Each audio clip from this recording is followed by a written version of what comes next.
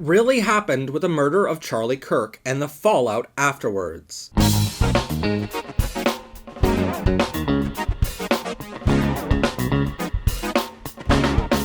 Get your copy of Red Hats, a pocket guidebook listing over 1,000 companies that support the convicted felon Donald Trump, along with Make Lying Wrong Again hats, pins, and anti-Trump stickers at ProfessorPry.com. Last week, a terrorist named Charlie Kirk was shot and killed at an event in Utah. And before we start this episode, I want to clarify that we condemn political violence from all sides. With that being said, for the past week now, you might have noticed Republicans being more upset at this shooting than they've been upset at any of the 5,000 mass shootings in the past decade, or any act of political violence in the past generation. They've been calling for a civil war and sharing easily disproven information online all week. So I wanted to clarify some of those things today. But first, a moment for your mental health. This week, more than ever, you've likely been debating with people online, and you might have noticed that no matter what you say or how much evidence you provide, nothing will change their minds. It's rich to hear Republicans say facts over feelings when they firmly believe their feelings are the truth time and again. You'll share facts and evidence proving Charlie Kirk was a deeply racist, homophobic, transphobic, and all-around violent person, and they'll respond saying Charlie was just sharing the truth. But that doesn't mean Charlie was actually sharing the truth. It just means Charlie was sharing what these folks think is the truth. It means they themselves might be racist, homophobic, transphobic, or an all-around violent person too. We've seen terrorist groups like Libs at TikTok sharing the most vile things this week, trying to get people fired from their jobs for simply not liking Charlie Kirk, who again was also a terrorist. They even started a website that has now been forcibly removed by the court after lawsuits to expose people for giving an opinion or sometimes even liking a comment on Facebook. Some of the people on that list simply said they don't want violence on either side, but they were put on this list anyway and sent death threats for simply not wanting violence. After I released a video last week condemning political violence on all sides, I have received plenty of death threats this week myself, and to those who threatened us, I will say you'll find out the hard way that the Second Amendment is for everyone, not just Republicans. My entire family is heavily armed and trained for the threats we've received this week. Political violence is never okay, but defending ourselves, our property, and our way of life is something we're more than prepared to do if anyone comes after us. But most of the lies that have been told about Charlie's murder have come from Libs at TikTok, Donald Trump, or similar terrorist accounts, who don't care about the truth. They don't even want revenge because Democrats aren't to blame for Charlie's death. They only want Democrats to suffer, even though Democrats should honestly be thanked for helping catch the alleged killer. So let's find out the truth in all of this. First, why was there not enough security around Charlie Kirk to protect him at this event? Well, that's for two reasons. First, Charlie Kirk reportedly hired a security consultant months ago, who told him that his security had major flaws, and said he would, quote, 100% be killed at a speaking event in the next 6 months if he did not improve his security protocols. Charlie then did not listen. Second, we've learned from local police who were stationed on campus that day that their job was not to look on the rooftops for potential threats. The police have said their assigned job was to go around the crowd of people to confiscate or arrest anyone displaying LGBTQ pride flags. Yes, in May 2025, the Republican governor of Utah signed into law HB 77, which prevents anyone from displaying LGBTQ pride flags on college campuses and at events like the one Charlie Kirk was speaking at.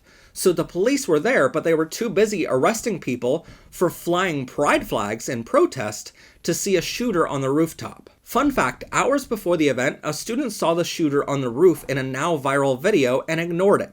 It is assumed that this is when the shooter was using a rangefinder and scoping out the location. The shooter then went back on the roof minutes before the attack without any police stopping him. So who was the alleged shooter? Well, at first it was this guy. According to a now viral post by Libs at TikTok, they claimed that this guy was arrested immediately after the shooting of Charlie Kirk and was now in the custody of the FBI, which is interesting because this guy was actually in Toronto, Canada at the time of the shooting and doesn't even know who Charlie Kirk even is. After this went viral, he had to delete all of his social media pages because everyone thought that he was the shooter, but it only came from libs at TikTok that this claim was even made. It's quite alarming that something like this happens, that misinformation like this can get out there and just spread so quickly, and nobody's fact-checking. Then the FBI released a statement saying that they let this suspect go from their custody, even though, again, he was from Toronto and was never in custody. So I guess now the director of the FBI is openly lying on behalf of a terrorist group to cover for them. That way they don't have to get sued into oblivion, but that's where we are in America now. So who was the new alleged shooter? His name is Tyler Robinson, who is a 22-year-old from Utah. He grew up in a deeply Republican family, went to church religiously, and his family had a fixation on guns his entire life. Tyler then went to college on a full-ride scholarship and moved into an apartment building with 3 other roommates, similar to a dorm building. One of those roommates was reportedly transgender, although the evidence of this is sketchy at best. To our current knowledge, the alleged shooter did not have any romantic or sexual relationship with anyone, including this roommate. We'll get back to this in a moment, though. The alleged shooter is part of a group called Gropers, led by Nick Fuentes. Now, Gropers is a terrible name for a group of people supposedly against pedophilia, but they are an extremely far-right group of people who agree with many Nazi ideas, including white supremacy, misogyny, homophobia, transphobia, and anti-Semitic views. They deny the Holocaust ever happened and support the overthrowing of the American government, even going so far as to be instrumental in the treasonous attack on our capital on January 6, 2021. Most importantly, Nick Fuentes and gropers like Tyler Robinson have been targeting Turning Point USA for years now, campaigning against their leader, Charlie Kirk, and his tour of college campuses debating with liberals. After his arrest, Tyler even said he allegedly shot Charlie Kirk because he was not far-right enough for his liking. Oh, and records show that Tyler Robinson even donated to Donald Trump's political campaigns. Shortly after the shooting, rumors spread wildly online that Charlie Kirk's wife and child were at the event when the shooting occurred. This has since been proven to be false. His family was back home in Arizona and found out about the incident on social media like the rest of us. This was just a rumor started by the far right to make everyone feel bad for Charlie even more. Oddly, when the wife was seen in public for the first time, she was not crying at all over the incident and blamed the Democrats with absolutely no evidence that Democrats had anything to do with the murder of her husband. Now, you might have heard about writing that was reportedly on the bullet casings in the alleged gun. Those inscriptions read, "Hey fascists, catch," which is a phrase used by extremely far-right people because they believe that Democrats are fascist taking over their country. Another read, "If you read this, you are gay."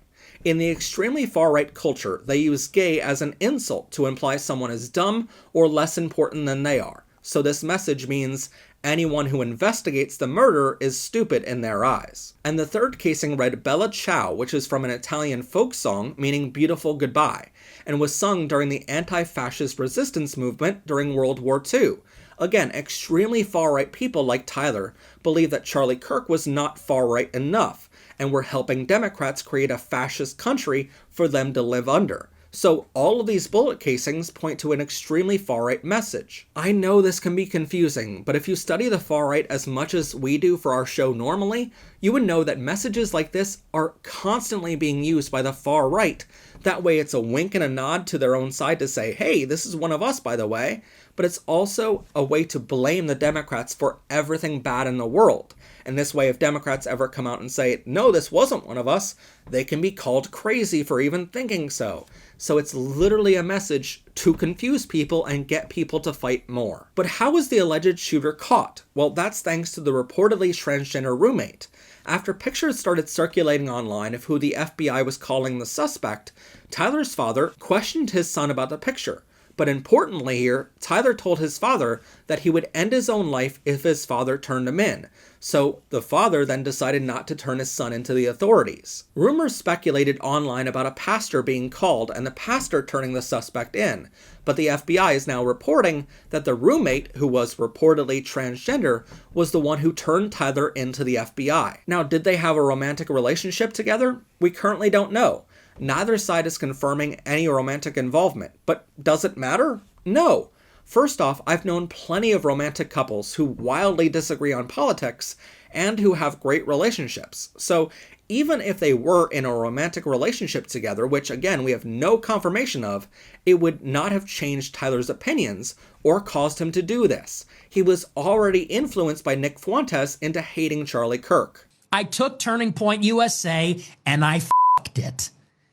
I took your organization, I took your baby, Turning Point USA, and I f***ed it. But this means for all of the rumors spread by far-right groups, not only was the shooter a member of the extreme far-right, but the transgender roommate turned him in. So Charlie Kirk's family should be thanking the trans community for their help here, instead of making them out to be villains in every storyline. Before the alleged shooter was caught, Republicans like Representative Nancy Mace were saying that Democrats need to own this shooting, and said that it's time to bring back the death penalty. Although you should know, the death penalty never went away in the United States and is still very much alive to this day. But suddenly, when the alleged shooter turned out to be a Republican, Nancy Mace was saying, quote, "We know Charlie Kirk would want us to pray for such an evil and lost individual like Tyler Robinson to find Jesus Christ.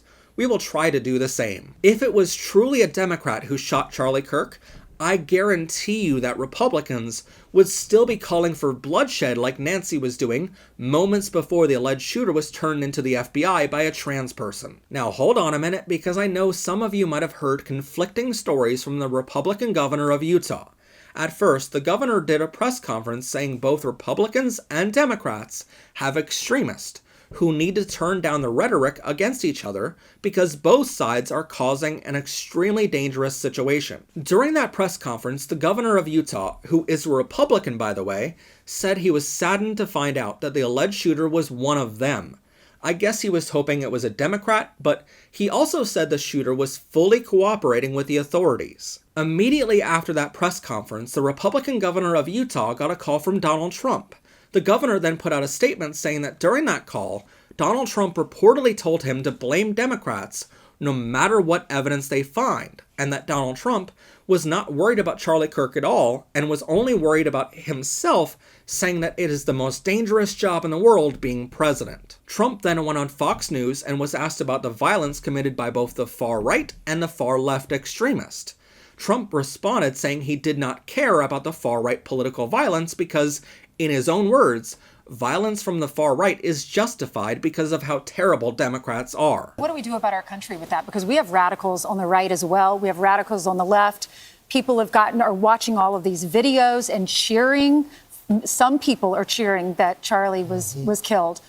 How do we fix this country? How do we come back together? I'll tell you something that's going to get me in trouble, but I couldn't care less. The radicals on the right oftentimes are radical because they don't want to see crime. They don't want to see crime. Worried about the border. They're saying, we don't want these people coming in. We don't want you burning our shopping centers. We don't want you shooting our people in the middle of the street. The radicals on the left are the problem. And they're vicious, and they're horrible, and they're politically savvy. Although they want men and women sports, they want transgender for everyone. They want open borders. Trump also told Rob Schmidt, who is a Fox News host, that the alleged shooter has a transgender girlfriend. While this relationship has not been confirmed by the shooter or the supposed girlfriend, this means Trump just admitted trans people are valid. See, the roommate was assigned male at birth and is reportedly going through social transition to be accepted as a female. But Donald Trump just said that they were a girlfriend, not a boyfriend. So amid all of this chaos and hate, Donald Trump just weirdly accepted a trans person for their true gender identity. On the same day, Fox News was on a tirade, vilifying Democrats for pointing out that Charlie Kirk was not a good person. They were horrified that the left would mock Charlie Kirk and not agree with every hateful thing Charlie ever said. But on the same day, Fox News host Brian Kilmeade said that we should involuntarily murder homeless people. Or you decide that you're going to be locked up in jail. That's the way it has to be now. Or involuntary lethal injection or something. Just kill them. And sure, he apologized later, but he still has not been fired for calling for the murder of nearly 1 million Americans. Shortly after this phone call with Donald Trump, the Utah governor then came out in another press conference and said the alleged shooter, Tyler Robinson, was far left as left could be.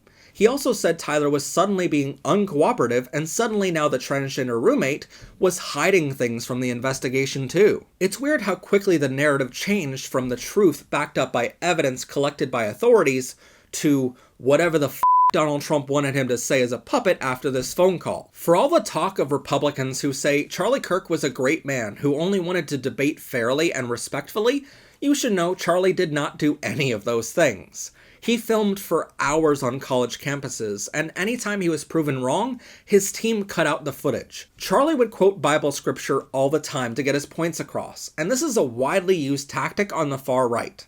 This way, you can have plausible deniability, but you can still be racist, homophobic, or as hateful as you want to be. Those on your side will know it's a dog whistle, a wink and a nod that you agree with them. Those who oppose you will say that you're hateful and be made to look crazy because all you did was quote the Bible. But Charlie Kirk helped Donald Trump get elected, a man who's been called America's Hitler by his own vice president. He helped him write policies. He helped young children get brainwashed into thinking Trump was a good man. And Charlie Kirk was responsible for a lot of violence before and after his death. It amazes me how many far-right Republicans call anyone who disagrees with them stochastic terrorist, which is when you rile up a crowd of people with hateful comments, knowing eventually you'll have one person crazy enough in that pool of people to do something terrible, like assault or murder the person you're going after.